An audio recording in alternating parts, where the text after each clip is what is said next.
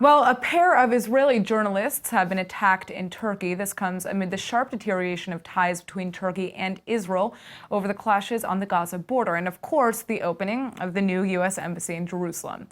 The two reporters from Hadashot TV claim they were pushed and hit by a group of Turks as they were attempting to film a story on the street.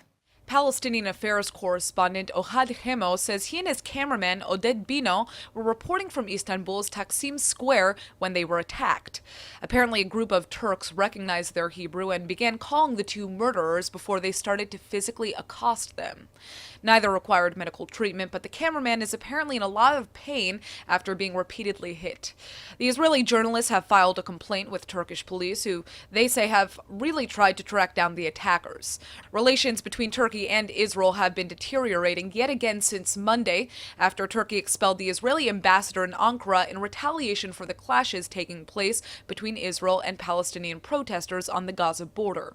Israel was and still is outraged, especially after how the Israeli ambassador was treated on his way out of Turkey. This morning, the ambassador of Israel was publicly humiliated in the airport of Istanbul.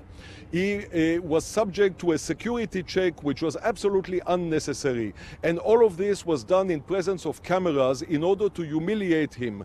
The images of our ambassador being subjected to an unnecessary security check are spread all over Turkey. This is something that we cannot accept. This is something which is totally contrary to diplomatic relations between countries.